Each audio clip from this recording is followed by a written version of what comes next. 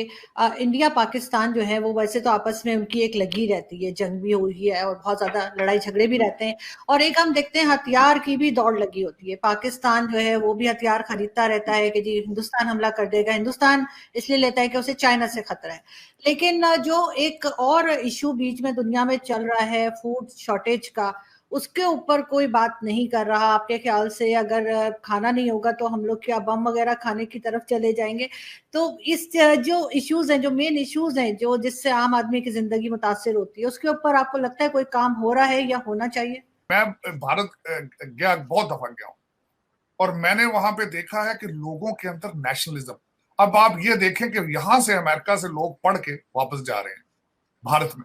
भारत के इंस्टीट्यूशन जो है वो इतने इस लेवल पर पहुंच चुके हैं कि वहां से लोग पढ़ के आके यहाँ पे माइक्रोसॉफ्ट चला रहे हैं, यहाँ पे लोग आके गूगल चला रहे हैं। लेकिन अनफॉर्चुनेट ये है कि पाकिस्तान के अंदर ना कभी किसी ने ब्रेन ड्रेन पे तवज्जो दी है, ना किसी ने वहां से पैसे की ड्रेन पे तवज्जो दी है, और ना देने का कोई इस वक्त लग भी नहीं रहा। तो यहाँ पे पर एकड़ यील्ड भारत की, अगर आप सिर्फ पाकिस्तानी पंजाब और भारत पंजाब को मिलाएं तो भारतीय पंजाब की 2 या 2.5 गुना ज्यादा है पाकिस्तानी पंजाब से यील्ड।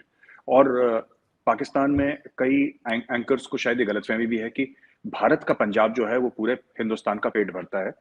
ऐसा नहीं है। पाकिस्तान जो हिंदुस्तान का पंजाब है वो डेफिनेटली बहुत जरखेज मिट्टी है, वहां पे बड़ा बड़ा फर्टाइल सॉइल है वहां पे और काफी अच्छी खेती होती है। लेकिन fact of the matter is that states like Madhya Pradesh and Uttar Pradesh are far far bigger in terms of agriculture than Punjab. आप हर एक मायने में अगर आप देखें तो मध्य प्रदेश और उत्तर प्रदेश बहुत आगे हैं भारतीय पंजाब से। पहली चीज है। दूसरी चीज वो आपने वो अभी जो $2 बिलियन की फूड की इन्वेस्टमेंट आपने सुना होगा यूएई ने करी थी, जिसमें कि इजराइल और अमेरिका अपना टेक्नोलॉजी दे रहे हैं, यूएई उसमें $2 अरब उसने इन्वेस्ट करे हैं और भारत ने जमीन दी है। तो एक फूड का बिल्कुल 360 डिग्रीज मतलब पूरा गोल घुमा हुआ एक इकोसिस्टम इंडिया में तैयार कर रहे हैं और इसमें $2 अरब नाकाफी हैं। इसमें करीब $200 अरब डलेंगे तब जाके कुछ इम्पैक्ट पड़ेगा। और वो बट मैं कह रहा हूं कि we have already taken the first steps, ये कर रहे हैं। इसमें समय लगेगा। क्या हम लोगों ने अचीव कर लिया? बिल्कुल भी नहीं, हमें बहुत लंबा रास्ता अभी तय करना है। लेकिन there is a plan, there is a budget and there are efficient people who are doing it 24/7। तो मैं होपफुल हूं कि हो जाएगा, इसलिए मैं होपफुल हूं। मुझे लगता है आपके यहाँ कोई मलिक रियाज नहीं है, वरना अभी तक वहां पे सब जगह बिल्डिंग्स बन गई होती हैं। और जो हमारा हाल हुआ है कि हमारे पास जमीन ही नहीं है कि जहां पर हम अनाज उगा सके या कोई काम कर सके। क्या कहेंगे तारड़ साहब आप? हमारे यहाँ तो इस तरह का कुछ नहीं हो रहा।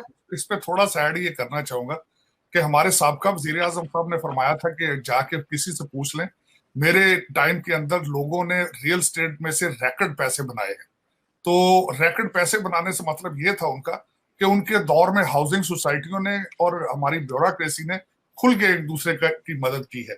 अब मैं दूसरा पॉइंट उसमें ऐड ये करूंगा कि अगले दिन 6,000 हाउसिंग सोसाइटियां इन पंजाब और loan they are in pipeline कि किस तरीके से वो उसको हाउसिंग सोसाइटियां बना रही, कोई लॉ एंड ऑर्डर की हालत नहीं है।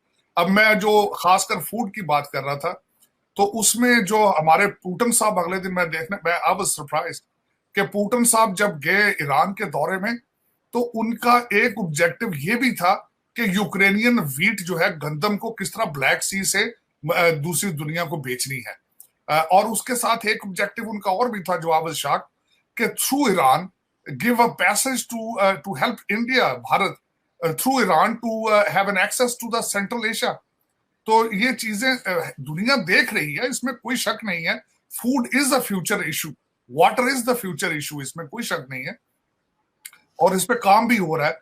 लेकिन अनफॉर्चुनेट मैं जिस तरह कहूंगा कि पाकिस्तान में इस वक्त लाहौर के अंदर जो है, तख्त लाहौर जिसको कहा जाता है, 188 कमरे 5 स्टार होटलों के बुक हैं, और कुछ लोगों को पैसा देकर टर्की भेज दिया गया है।